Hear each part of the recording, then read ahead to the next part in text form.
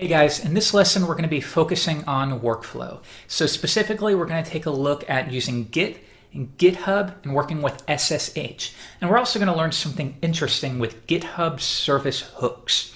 So we'll set up a cool system so that whenever you push changes to your GitHub repo, we want to make sure that the project stored on your server will automatically detect that and pull in those changes without you having to move a finger. And we'll take a look at that in this lesson. So we're all set to get started, but one quick note is if you're brand new to all of this, if you've never used Git or GitHub or SSH, this may not be the video for you. This is more of a workflow video. If you would like to learn about that though, we have tons of tutorials all over NetTuts. Just search for Git Introduction, look for Introduction to GitHub, we've got all that stuff. All right, so I'm going to get started and create a new directory, and we'll use the structure menu app that you can get on NetTuts. So we'll call this Awesome Project.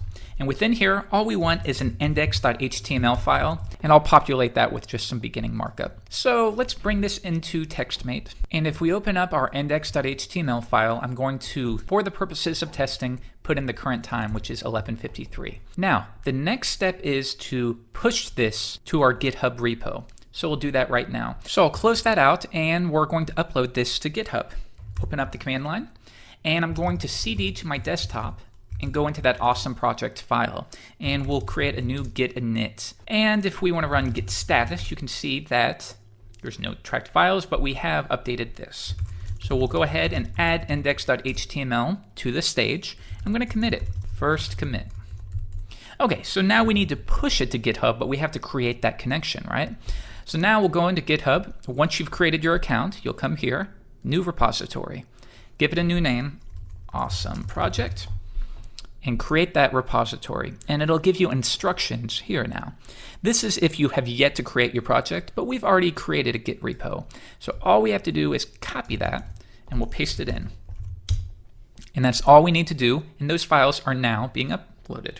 If I come back, click here when we're done, and sure enough, you can see the index.html file with the current time. Cool. All right, so now we want to upload these files to our server.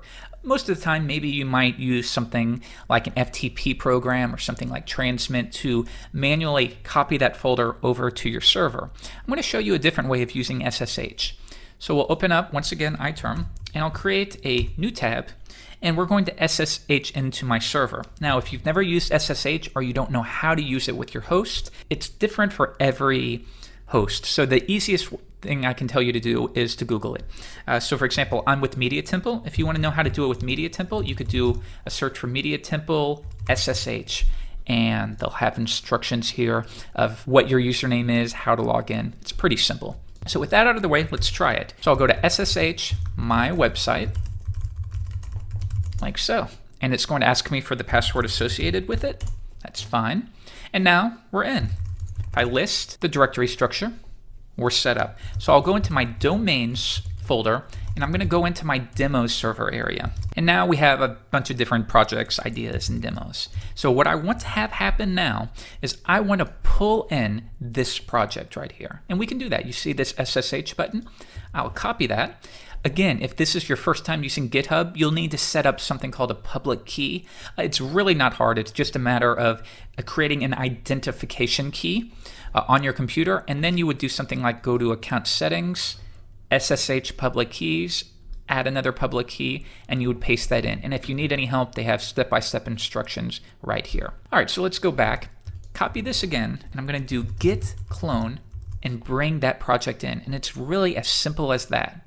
If I list the files, sure enough, you'll see awesome project right here. So let's cd into that, list the files, and there's our index.html file. So let's see if it works. demo.jeffreyway/awesome project. And there we go. There's the current time. So now the next step is, though, let's say we want to update this GitHub, this repo, because we're going to. We're going to update it with the current time. But then we have that additional step again where we push it to GitHub, then maybe we would have to log back into our server with SSH and copy those files over, and then do another git pull. That's one way to do it, and why don't we do it manually? We'll add a couple extra steps in here, but I think it's important if you've never done this before to see how it works. I'm going to update the time to 11:57. Save it, close it out, and once again, we're going to go back to this directory, Git status will show what's changed.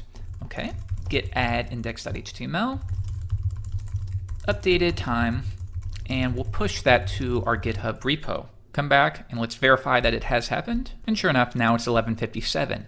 But again, like I said, it's not going to update on our server. In order for it to work on our server, we have to go back, do a git pull. And what this will do is it'll pull in the latest changes. This is really quick. It takes 5 seconds, but you're not always going to be logged into your server with SSH. So you might be in situations where you would have to re-log in, and that all takes time. It can take a moment or so. So if you're permanently logged in, that's one thing, but otherwise, it can take a little bit of time. So wouldn't it be neat if every single time we push to this GitHub repo, the project on our server was automatically updated? And you can do that. Some people don't know about this, but if you go to admin, there's this option right here called service hooks, and you got a bunch of them. But the one we want is post receive URL. And right here, we'll hit these URLs with post requests when you push to us, passing along information about the push. So that means every time you push updates to your GitHub repo, the URL you pass here will be hit. Now, when it is hit, it's going to pass through information about the push. Now, in this case, we don't need it. All we want to do, though, is have a page that will perform that git pull for us automatically. Okay, we can do that, but how do we do it without using the command line? How do we do it with maybe PHP? Is there a way to execute a shell command with PHP? Yes, there is. And I'll show you. It's called shell exec, but that's not the function we're going to use. So right here, shell exec, execute a command via the shell and return the complete output as a string. That's exactly what we want. But what I use is the backtick operator, and it's identical. So if you've ever seen something like this before, you probably assumed that those were single quotes, but they're not. They're backticks. And when it's a backtick, it'll be treated as a shell command. All right, so now we're getting there. Let's try this out. I'm going to open my project in TextMate again and add a new file. And we'll give it a unique name like github.php. And this will be the file that's responsible for pulling in the latest changes.